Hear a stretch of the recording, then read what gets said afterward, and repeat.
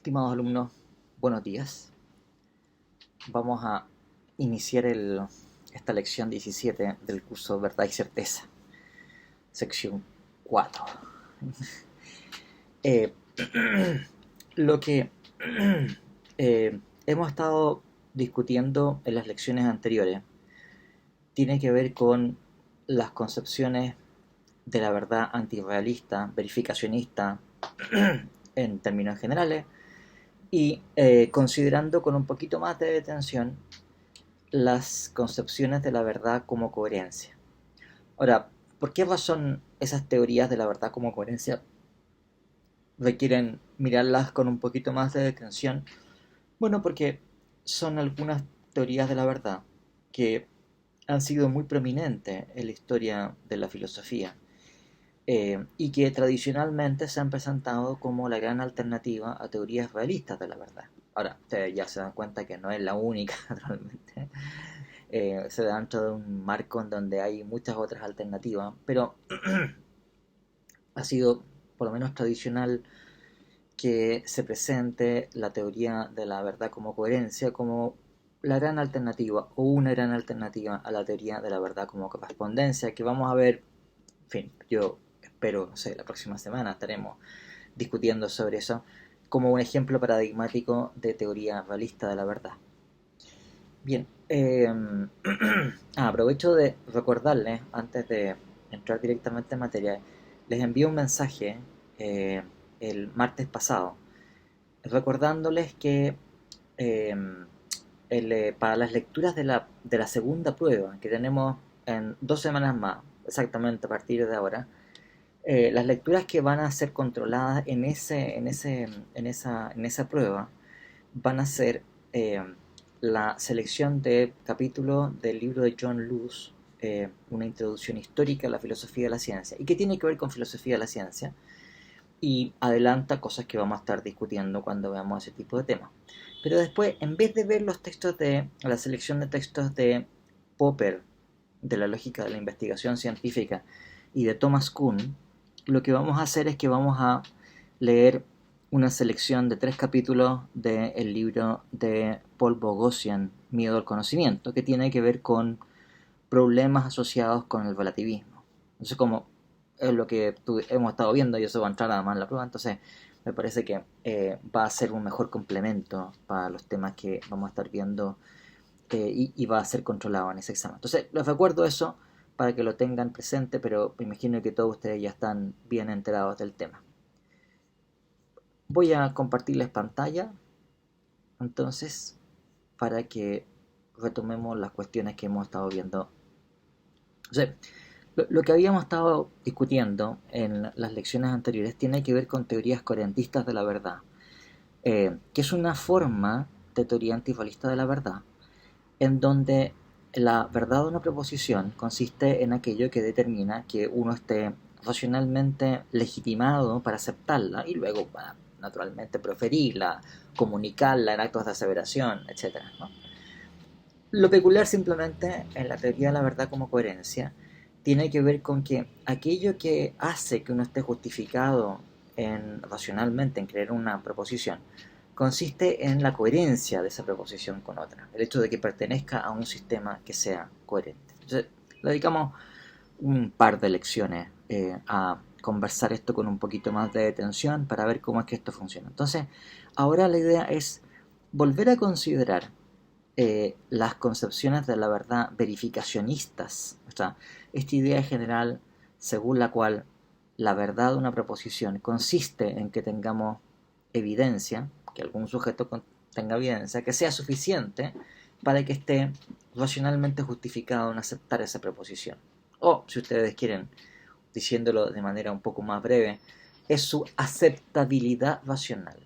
¿No? O sea, el hecho de que uno pueda aceptarla racionalmente debido a la evidencia o a la información que tenemos para esa proposición, como quiera que vaya a ser entendida la naturaleza de esa información o de esa evidencia, que hace que uno esté justificado. Para un neopositivista va a ser distinto que para un coherentista, naturalmente, pero bien, dejando eso de lado, eso es algo que tienen esas posiciones en común.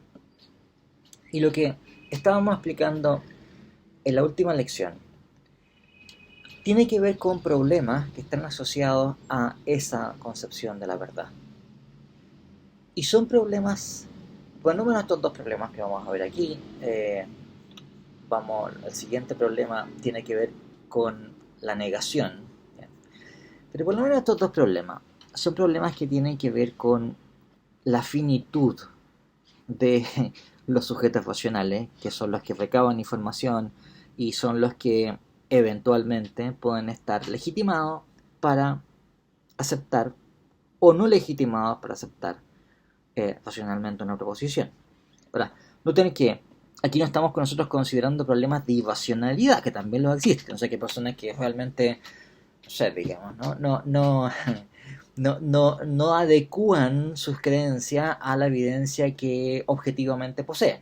Eso pasa todo el tiempo, naturalmente, ¿no? Entonces, todo tipo de sesgos y qué sé yo, de gente entonces que tiene evidencia suficiente para que debiese creer que P, pero no cree que P, por factores irracionales, ¿no? O, por otra parte, personas que no tienen evidencia suficiente para aceptar racionalmente que P, pero aceptan racionalmente que P por, nuevamente, motivos irracionales. Pero no estamos descontando eso, estamos suponiendo, por lo menos idealmente, que los sujetos o comunidades de investigadores, que es un poco más realista, de los cuales estamos hablando, son perfectamente racionales, no son tipos así, pero mira lo que hiciste, son gente que de verdad está adecuando sus creencias a la evidencia que posee. No están aceptando proposiciones para las cuales no tienen evidencia, y en general, si tienen evidencia suficiente para creer una proposición, creen la proposición. Insisto que esto es una idealización porque en circunstancias reales la gente la adecuación es por ahí nomás, no es completa, ¿no? Eh, bien, pero la cuestión es la siguiente, que dado el carácter finito de estos sujetos racionales y de estas comunidades de sujetos racionales, como digo, lo que vale para un sujeto individualmente vale también para una comunidad de sujetos que tienen las mismas características. Uno puede decir, bueno, la comunidad eso pasa menos, ok, baja la probabilidad de que pase, pero da lo mismo. El tema central sigue siendo el mismo, ¿de acuerdo? Entonces, por una parte tenemos situaciones en donde hay una variación diacrónica en la evidencia que se llega a poseer para aceptar racionalmente o no una proposición.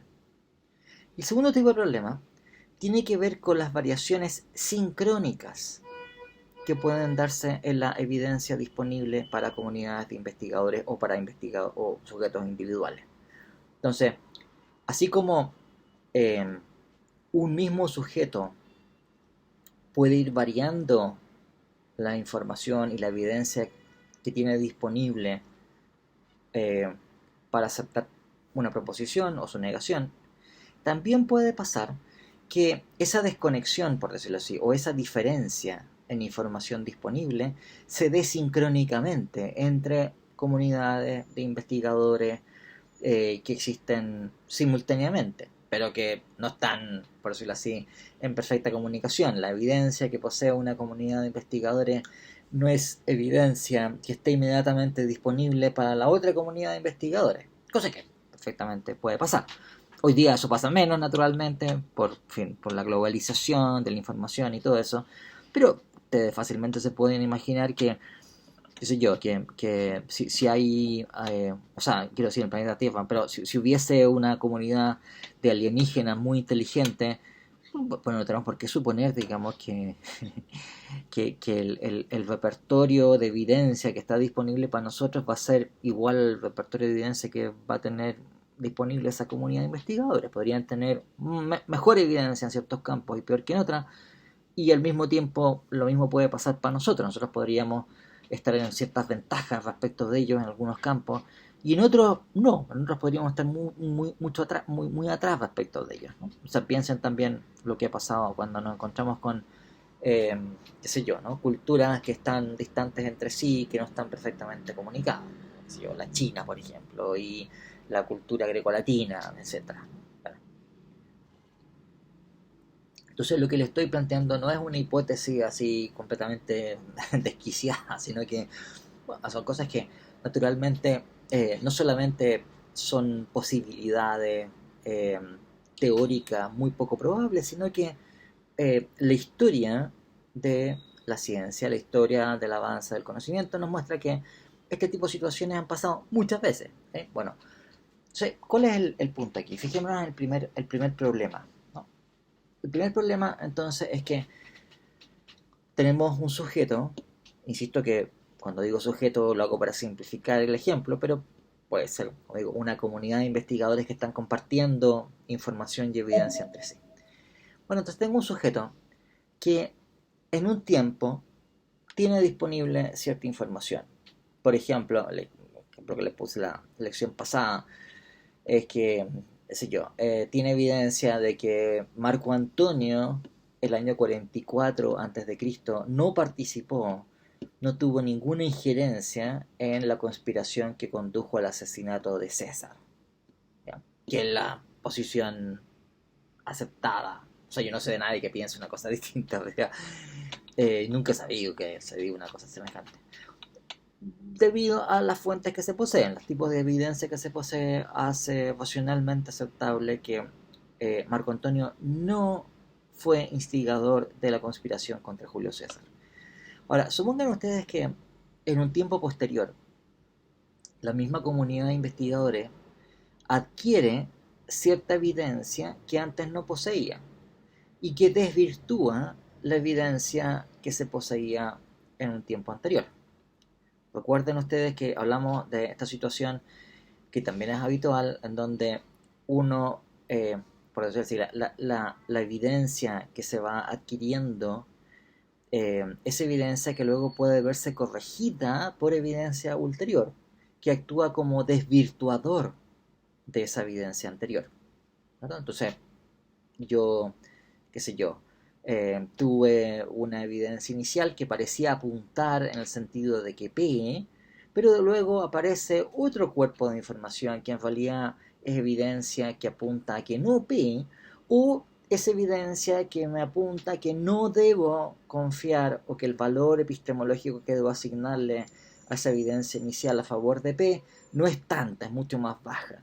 Bueno, bajo cualquiera de estas dos alternativas, tenemos este fenómeno en donde la evidencia no se adquiere de golpe, los que así, en fin, que tengamos una suerte de intelecto angélico en el cual recibimos toda la información, digamos, y toda la evidencia necesaria para tener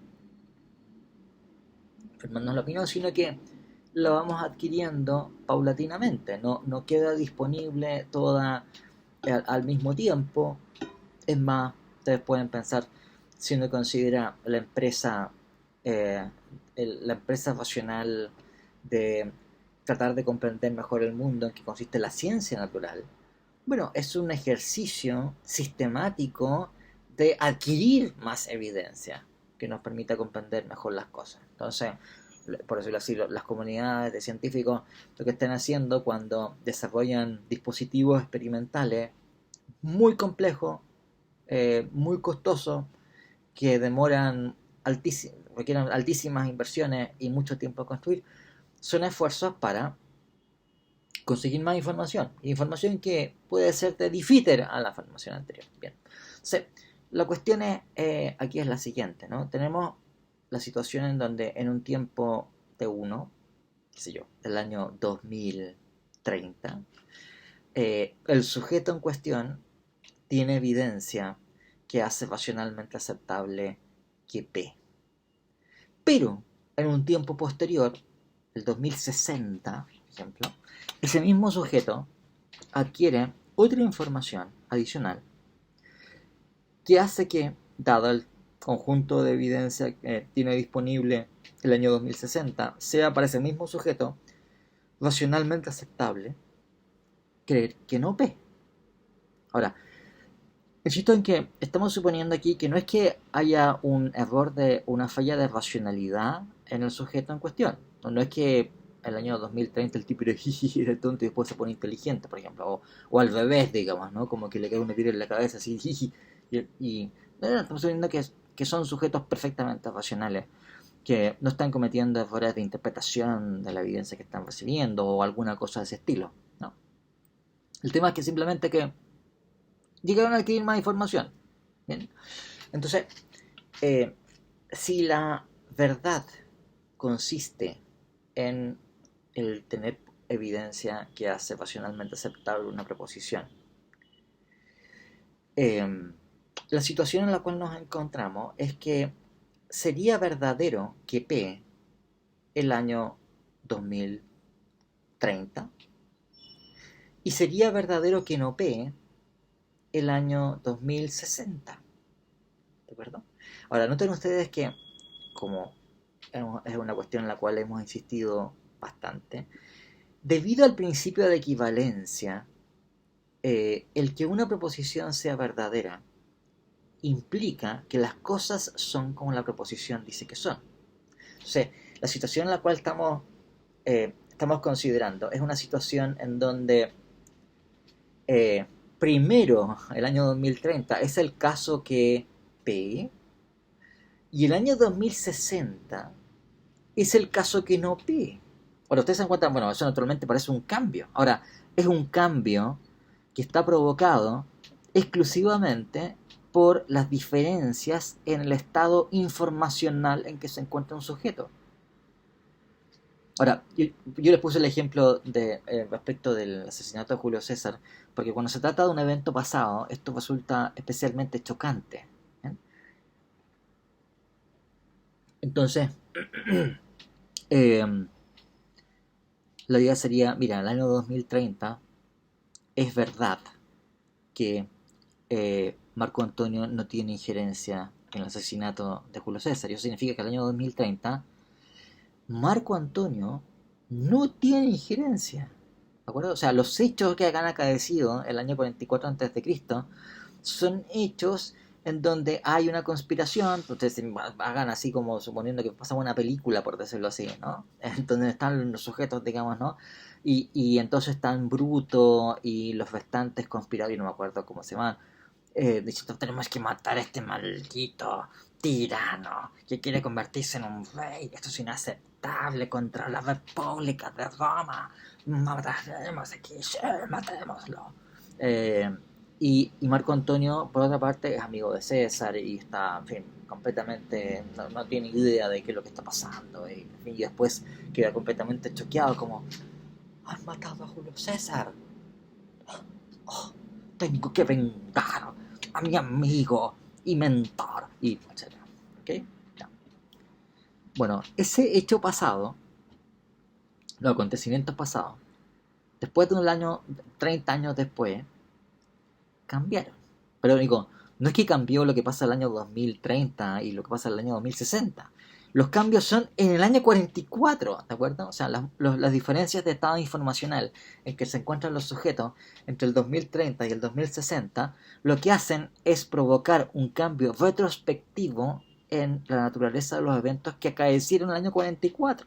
Bueno, el pasado de lo que había acaecido el año 44 a.C., incluía la conspiración y Marco Antonio que tenía nada que ver, etcétera, etcétera. Y después, por decirlo así, esos mismos eventos del año 44 se ven transformados retrospectivamente y ahora es verdad que Marco Antonio instigó el asesinato de César. En fin, esta cuestión de que encontramos, en fin, testimonios, etcétera, etcétera, ¿no?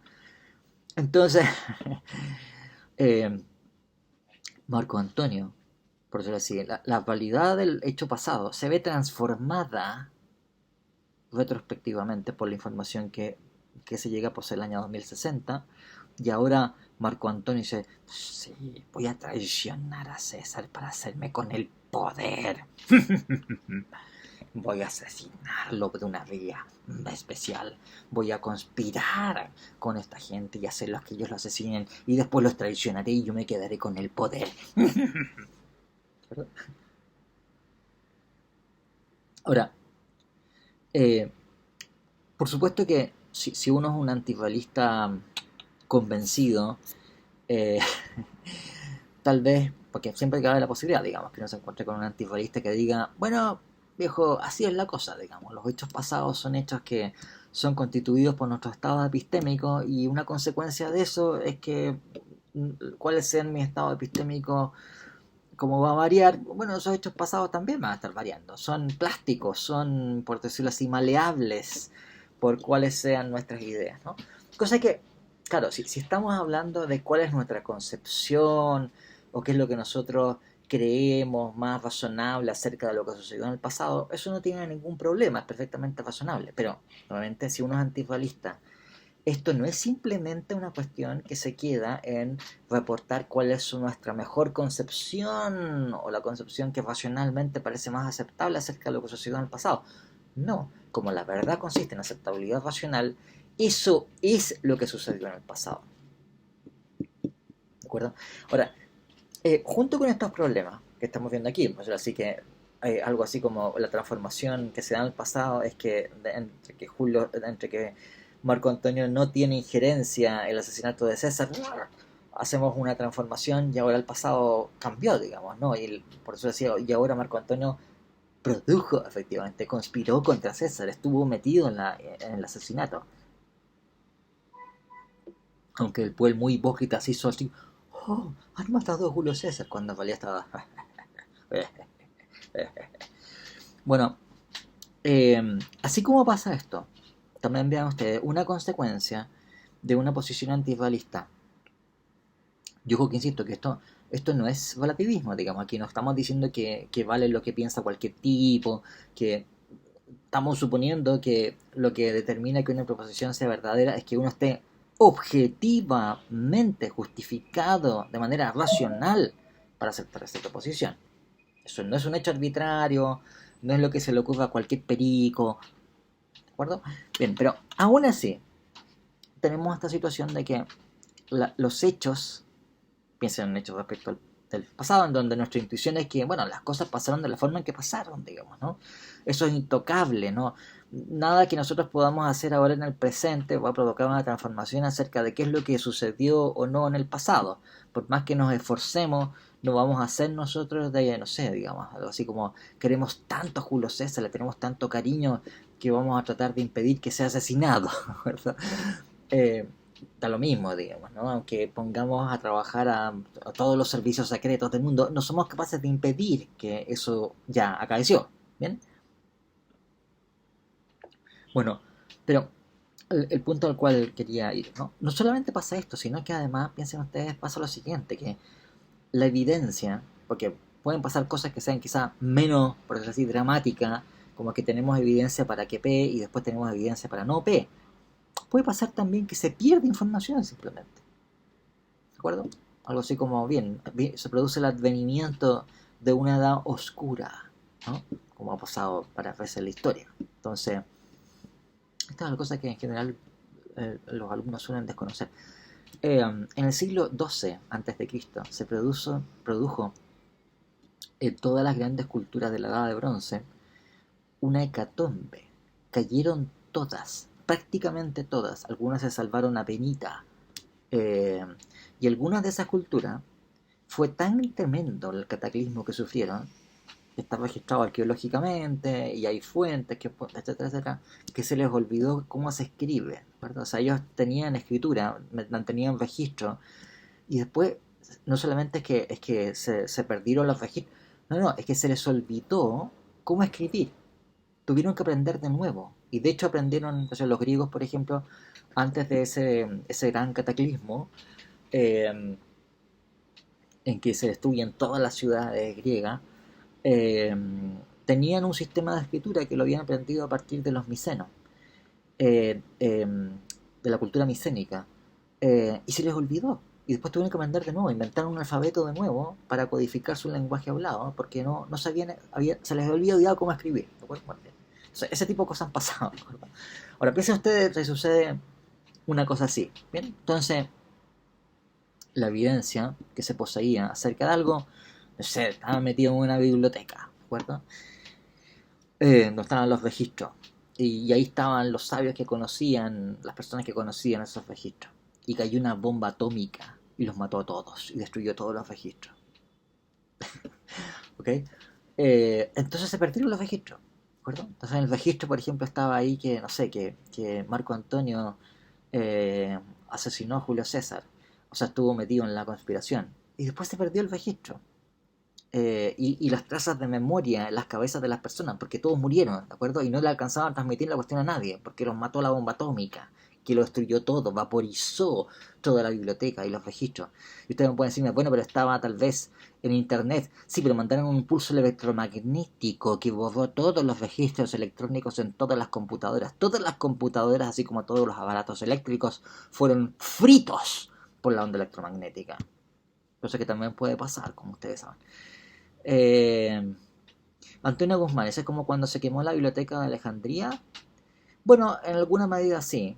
Hay muchos textos de la antigüedad que se perdieron efectivamente con eso. Ahora, eh, por lo que sabemos también las cosas que se perdieron no eran tampoco así como las más interesantes. Digamos, las cosas más interesantes se fueron preservadas. Pero efectivamente hubo un montón de cosas que se perdieron en la biblioteca de Alejandría. No, y lo que estoy contando pasó antes.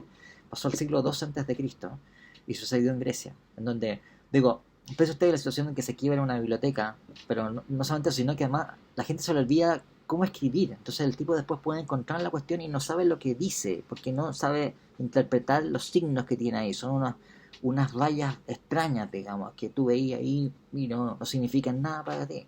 ¿Bien? Ese tipo de cosas, como digo, han sucedido. Eh, entonces, pero está bien el ejemplo de Antonia, la destrucción de la biblioteca de Alejandría. Pero esto pasó varias veces, ustedes saben, ¿no? Pero no hubo una quema de la biblioteca de Alejandría, hubo varias quemas de la biblioteca de Alejandría. Una primera fue con Julio César. Estaba en Egipto cuando se metió con Cleopatra. Ustedes saben la historia, ¿no? Entonces, qué sé yo, que se metió con Cleopatra y de hecho tuvo un hijo con Cleopatra. Eh, y en ese momento recibieron un ataque los romanos y para defenderse tuvieron que comenzar a destruir, se quemó una parte de la biblioteca de Alejandría. Eso pasó en tiempo de Julio César. ¿Tá? Bueno, otra parte tenemos también cuando se produjo una rebelión en Alejandría, creo que en el siglo IV, y quemaron el Serapeion. Y la última fue cuando llegaron los musulmanes y ahí sí que pasaron con todo. Vicenta dice la escritura minoica, no, efectivamente la escritura, o sea, los griegos utilizaban el alfabeto minoico para hablar griego, ¿de acuerdo? O sea, el griego que ellos hablaban lo transcribían usando el alfabeto minoico. Eso se los olvidó, viejo. Y después, el alfabeto griego que nosotros conocemos es derivado del alfabeto fenicio, y eso se comenzó a utilizar en el siglo VIII. Pasaron como 300, 400 años entre medio. Bueno, Eh, perdón por estas observaciones históricas, pero es para colocarle un poco más de... a darle verosimilitud a esta situación. Bueno, la cuestión es la siguiente, ¿no? El hecho pasado está constituido por nuestros recuerdos, evidencias, testimonios que tenemos en el presente, ¿de acuerdo?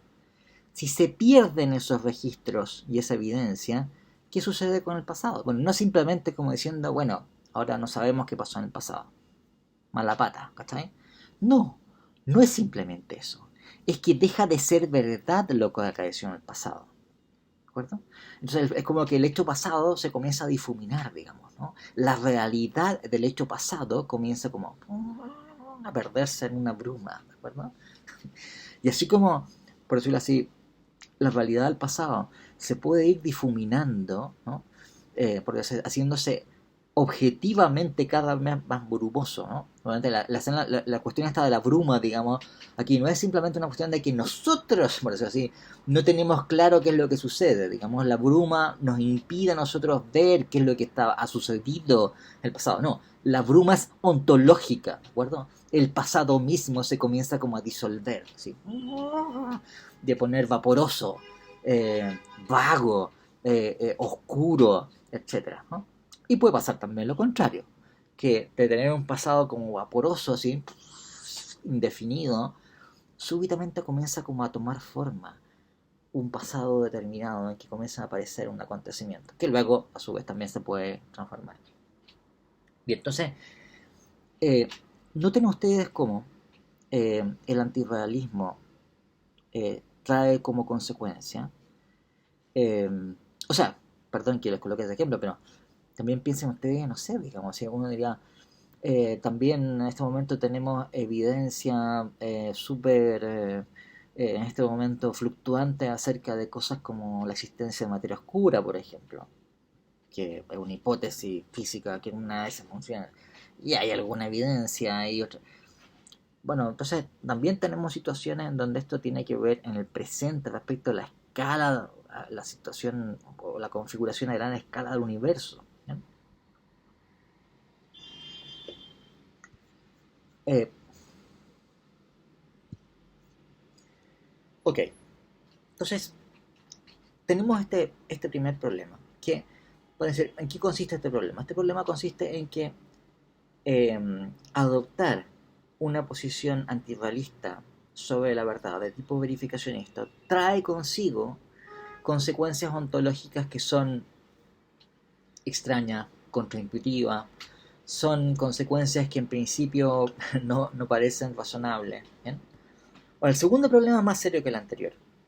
Porque el segundo problema es un problema en donde el antirrealismo conduce directamente a postular hechos contradictorios en el mundo. O sea, esas consecuencias ontológicas son bastante más serias, porque no solamente tiene que ver con que, por decirlo así, tenemos una situación en donde la realidad de hechos pasados, por ejemplo, resulta dependiente de variaciones en nuestro estado epistémico de una manera que va contra nuestras intuiciones acerca del pasado, sino que en este segundo caso, el problema que tenemos es que eh, lo, lo que lo que resulta o la consecuencia que tiene el antirrealismo es que deberíamos admitir por lo menos la posibilidad de hechos contradictorios entre sí.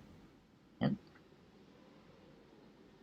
Entonces, la situación ahora es, o sea, es análoga a la que hemos estado viendo hasta este momento. Entonces, en vez de pensar ahora que tenemos una misma comunidad de investigadores que tiene una evidencia del año 2030 y otra evidencia del año 2060, supongamos ahora que tenemos dos comunidades de investigadores que están desconectados entre sí, que, en fin, no saben, una comunidad no sabe el tipo de evidencia que posee la otra y viceversa, quizás ni saben ni que existen. Y una comunidad, por ejemplo, eh, siguiendo el mismo ejemplo este de Marco Antonio, tiene la evidencia que tenemos nosotros, entonces están convencidos, por buenas razones, de que Marco Antonio no tuvo nada que ver con la conspiración que llevó al asesinato de César, y después lo vengó y fue uno de los que mantuvo el legado político de César y que lo condujo al segundo triunvirato y bla bla bla. ¿Bien? Y después se metió con Cleopatra también, y bla, etcétera, ¿no? O sea, siguió el legado de César hasta tal punto que eh, mantuvo los amores con la reina egipcia. Bueno, eh, supongamos que paralelamente hay otra comunidad de historiadores que, qué sé yo, ¿no? Que o sea, tuvo acceso a los antiguos pergaminos que estaban escondidos en una catacumba. Eh, y esta comunidad, entonces, de acuerdo a la evidencia que posee, está racionalmente legitimada. Si de acuerdo a la evidencia que ellos poseen, ellos son perfectamente racionales, es lo que deben hacer racionalmente. Eh, Deben ellos creer racionalmente que Marco Antonio fue el principal instigador de el asesinato de Julio César. Eh, ¿Bien? Ahora, esto sucede al mismo tiempo. ¿Bien? Entonces, qué sé yo, pasa el 2030 en que tenemos dos comunidades desconectadas, y debido a que la evidencia que está disponible para una comunidad no es la misma que la evidencia que está disponible para la segunda comunidad, entonces resulta racionalmente aceptable que Marco Antonio no intervino en la conspiración contra César, y resulta también racionalmente aceptable al mismo tiempo que Marco Antonio participó, instigó la conspiración contra Julio César, cosas que son contradictorias naturalmente, ¿no? Ahora, nuevamente, dado que la verdad consiste en la aceptabilidad racional, resulta que es verdad que P y es verdad que no P también, simultáneamente, ¿no? Debido al principio de equivalencia, lo que esto trae consigo, nuevamente, es que esto no tiene que ver con que tenemos dos comunidades de investigadores que tienen opiniones distintas acerca de lo que sucedió en el pasado. Y uno puede decir, bueno, en fin, alguna de ellas estará equivocada, digamos, si son dos proposiciones contradictorias de decir, uno tiene que estar equivocado, ¿de acuerdo?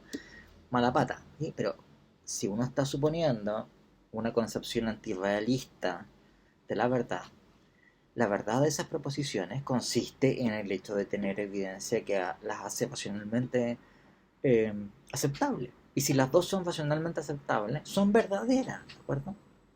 Y luego, debido al principio de equivalencia, las cosas deben ser como la proposición dice que son, si es que la proposición es verdadera. Luego, entonces, Marco Antonio, al mismo tiempo, o sea, el hecho pasado, por decirlo así, debe ser de tal naturaleza en que Marco Antonio instiga la conspiración contra César y no instiga la conspiración contra César. ¿Okay? Ahora, claro, tal vez este tipo de ejemplos ustedes pueden decirme, bueno, pero a lo mejor lo que sucede es que el verbo instigar es un verbo ambiguo y uno podría describir la actuación de Marco Antonio, que fue un poco ambigua, eh, como en algún sentido instigar y en otro sentido no instigar. Y efectivamente uno puede suponer que hay circunstancias en donde la actividad de una persona tiene cierta ambigüedad, de manera que hay ciertas descripciones de lo que él está haciendo que no son determinadamente adecuadas para describir lo que está haciendo. Entonces el tipo es como que quiere pero como que no quiere, como que da a entender o como que sugiere que sí pero que no, ¿de acuerdo? Bien, pero da lo mismo, si el caso que les puse puede dar, pensemos en otro tipo de ejemplo en donde no hay margen para eso, ¿no? Como, no sé, digamos, ¿no? Marco Antonio pesaba, qué sé yo, 75 kilos y Marco Antonio pesaba 85 kilos. Dijo, o sea, o pesa 75 o pesa 85, ¿de acuerdo? Aquí no queda margen de interpretación, digamos, diciendo, sí, yo interpreto que mi peso es mayor. Si fuese así sería más fácil bajar de peso, ¿no? Eh, bien, pues digo, eh, como quiera que sea, la cuestión es que eh, la, la consecuencia ontológica que se sigue de esto es que debería existir una configuración de hechos que fuese contradictoria. Debería ser el caso que los acontecimientos del mundo, los hechos del mundo, sean tales que resulte verdadero que P y resulte verdadero que no P. Esas dos proposiciones que son incompatibles entre sí, que son mutuamente excluyentes, deberían resultar verdaderas debido al mismo tipo de configuraciones que se dan en los hechos. ¿Qué configuración, digamos? O sea, ¿qué tipo de configuración? ¿Qué tipo de hecho o disposición ontológica, de situación ontológica sería aquella en donde Julio César instiga y no instiga la conspiración contra César? No hay tal cosa, es sencillamente ininteligible. Entonces, este es un problema mucho más serio que el anterior, eh, y que afecta a una concepción antirrealista en donde, ahora noten ustedes, ¿por qué razón surge esto? Surge porque la evidencia que hace racionalmente aceptable una proposición está sujeta a finitud. Nuestras capacidades cognitivas son limitadas, recabamos información que va variando en el tiempo. La información que queda disponible para un sujeto no tiene por qué ser la misma que es disponible para otro. Las razones por las cuales alguien puede ser racional, estar racionalmente legitimado para crear una proposición pueden no ser disponibles para otro sujeto y los dos pueden de buena fe estar actuando racionalmente de la mejor manera posible según la evidencia que ellos poseen. ¿De acuerdo? Entonces, esas circunstancias hacen que se generen todas estas consecuencias que estamos viendo, ¿no? De cambios retrospectivos, de una realidad vaporosa, por decirlo así, que pasa, por decirlo así, y puedes salir de la bruma ontológica o entrar a la bruma ontológica, y puede ser contradictoria incluso. ¿Okay? Entonces tengan esto presente, porque toda la gracia de las teorías antirrealistas llamadas sofisticadas consiste en enfrentar estos problemas. O sea, tratar de asegurar la teoría de la verdad antirrealista contra este tipo de consecuencias. O sea, la idea es que, por decirlo así, tenemos que, de alguna manera, esa es la idea central, insular, ¿no? O encapsular los estados epistémicos que determinan la verdad de estas vicisitudes. Bueno, otra cosa es que resulte o que sea razonable, pero eso es lo que están buscando. Como digo, el paso de las teorías verificacionistas a las teorías verificacionistas sofisticadas tiene que ver con tratar de resolver estos problemas. Es decir, mantener la idea de que de todas maneras la verdad consiste en el poseer cierta evidencia. Sí, pero es crucial que uno sea muy preciso en especificar en qué condiciones son aquellas en las cuales se obtiene la información relevante y cuál es la naturaleza de esa evidencia que va a ser la que es constitutiva de la verdad. Porque si es la evidencia que uno tiene normalmente, no hay ningún inconveniente, o en principio deberíamos estar abiertos a que pueda suceder una circunstancia como esta. ¿Ya? Ya. Vemos ahora esta otra dificultad.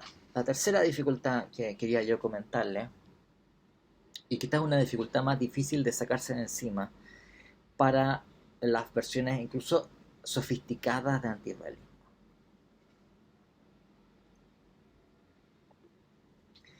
La cuestión es la siguiente. Ustedes recordarán que esto debe haber sido como, no sé, como la tercera lección, digamos, fue a comienzo del semestre, que yo les comenté que una característica del concepto de verdad, una característica que es una característica aceptada de manera general por todo el mundo, es que la verdad puede conmutarse con la negación, lo cual lo tenemos formulado aquí, ¿verdad? O sea que el hecho de que sea verdadero que no P, o sea que sea verdadera la negación de P, debe ser equivalente a que no sea el caso que P sea verdadero. Bueno, noten ustedes cómo lo que tenemos aquí en la diferencia en este bicondicional es que en un caso lo que está siendo negado es la afirmación de que P es verdadera. En otro caso, lo que está siendo negado es solamente P. P está siendo negado y estamos diciendo de la negación de P que es verdadera. Aquí, en cambio, lo que estamos diciendo es que no es el caso que P sea verdadera.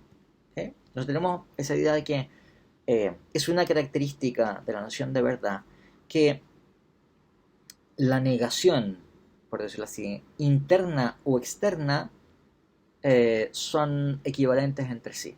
Es lo mismo que sea verdadero no P a que no sea verdadero que P. ¿Bien? Ahora, ¿por qué razón debemos aceptar esa conmutación?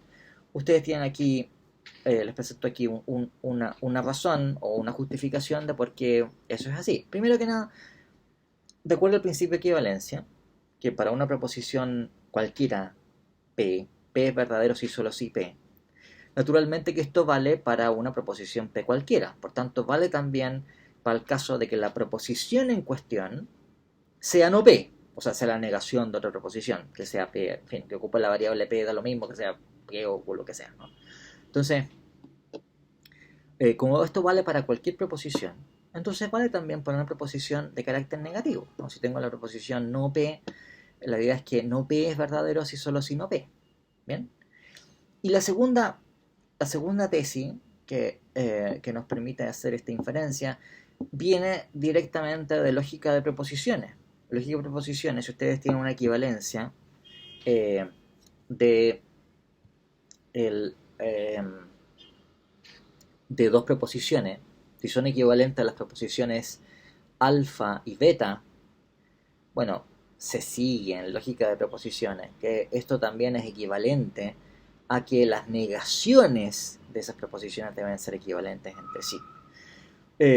Si alguno tiene dudas de esto, lo invito a que haga la tabla de verdad respectiva para persuadirse, o hay otros mecanismos más sencillos donde ustedes pueden ver por qué razón se da esto.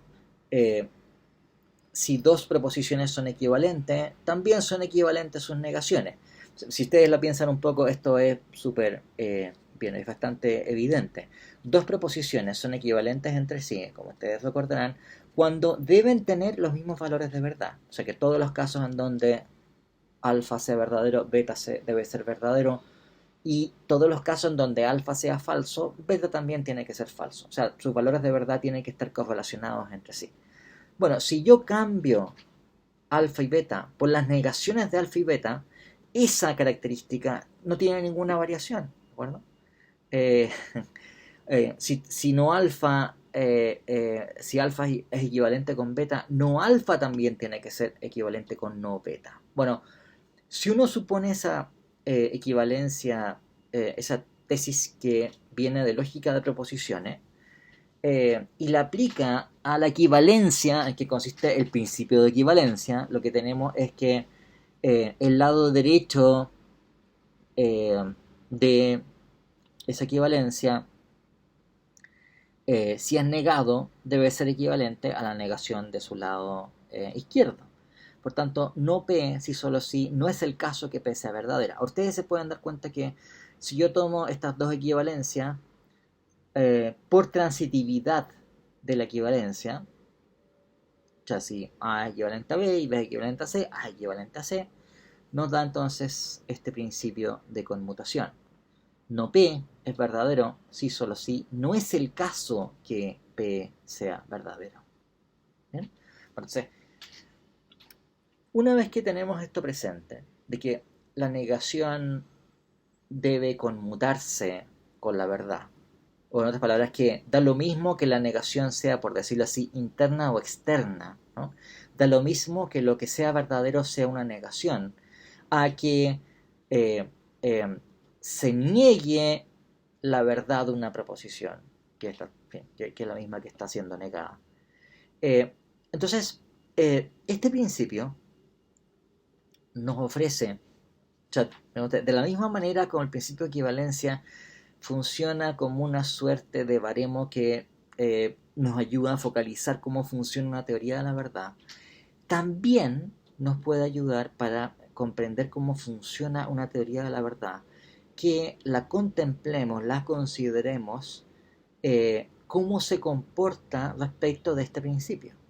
Si yo estoy diciendo que la verdad consiste en aceptabilidad racional, por ejemplo, entonces la idea es que debería funcionar para esa noción de verdad o esa concepción de qué es lo que sea la verdad, esta conmutación de la negación.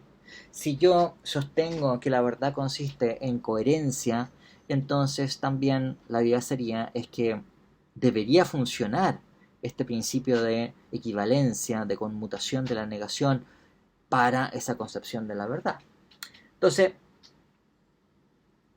lo que ustedes pueden constatar aquí en las proposiciones 3' y 3, 2', es que yo lo que he hecho ha sido simplemente sustituir verdad por aceptabilidad racional. O en 3, 2', lo que yo he hecho ha sido sustituir verdad por la pertenencia a un sistema que supuestamente sería un sistema S de proposiciones coherentes, o sea, que cumple con el estándar que el defensor de una teoría de la verdad como coherencia sostiene que es aquello en que consiste la verdad.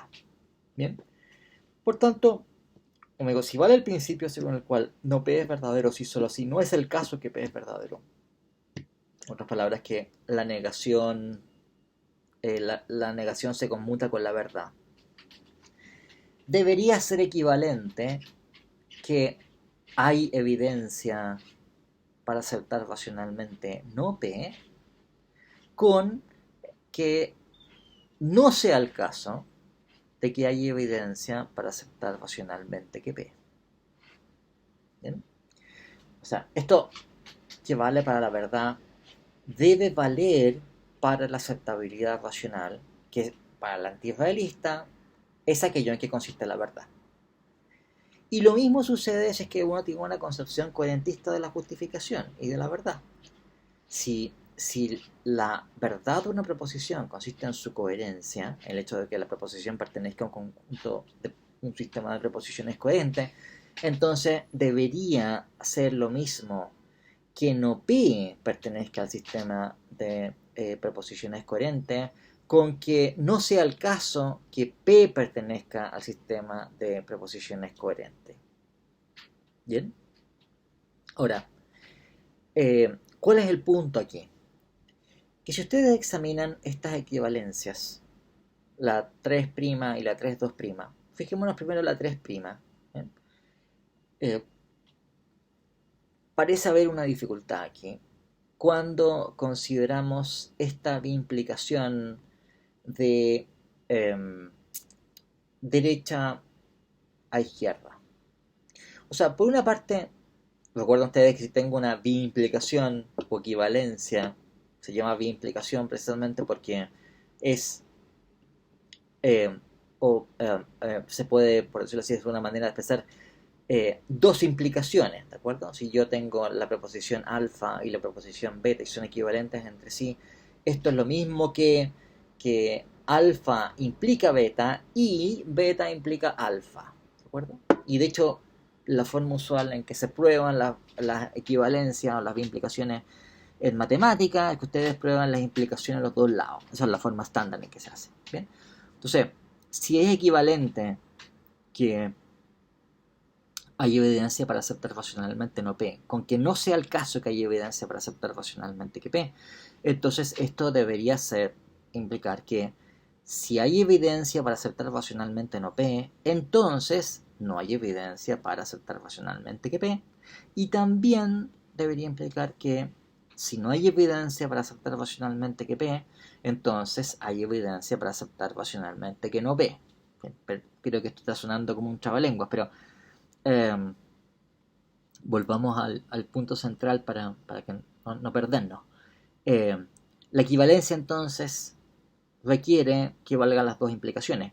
Una de estas implicaciones no parece problemática. Quiero decir, si hay evidencia, si es racionalmente aceptable no P, o sea, léase, tenemos evidencia positiva para creer racionalmente que no P es el caso.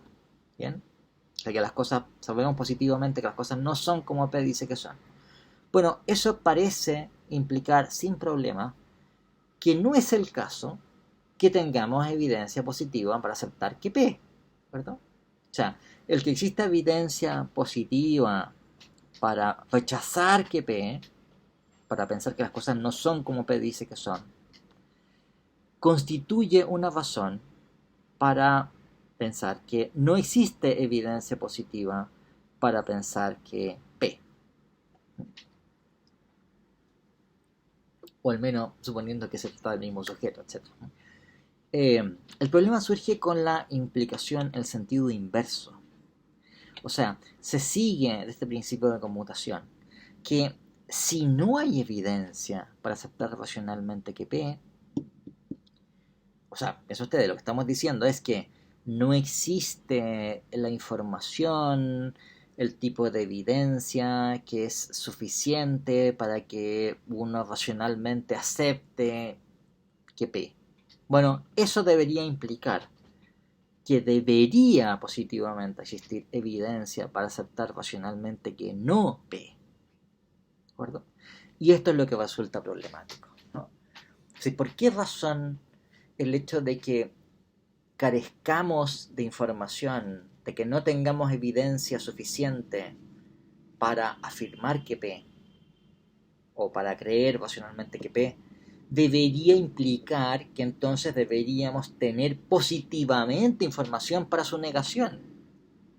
¿No?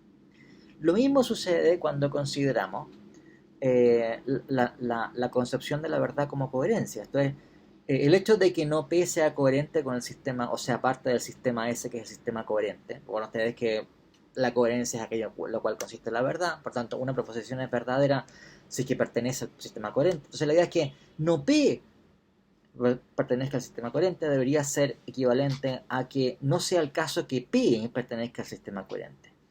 Nuevamente, por supuesto, si no P pertenece al sistema coherente y el sistema está libre de contradicción, que ustedes recordarán es un requerimiento mínimo para que el sistema cuente como coherente, esa es una razón para pensar entonces que no es el caso que su proposición contradictoria va a pertenecer al sistema coherente.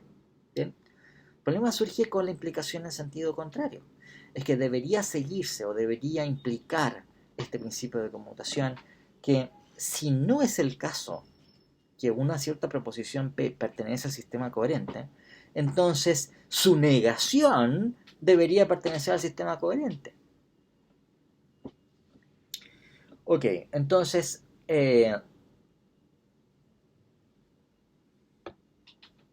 la cuestión que tenemos aquí es que aceptar este principio de conmutación de la verdad con la negación parece obligarnos a estas consecuencias que son contraintuitivas.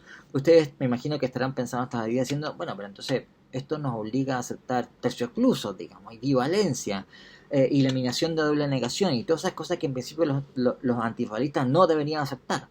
Y sí, y este es el problema. Bueno, vamos a quedar en este punto y, y continuaremos el próximo martes. Así es que hasta luego.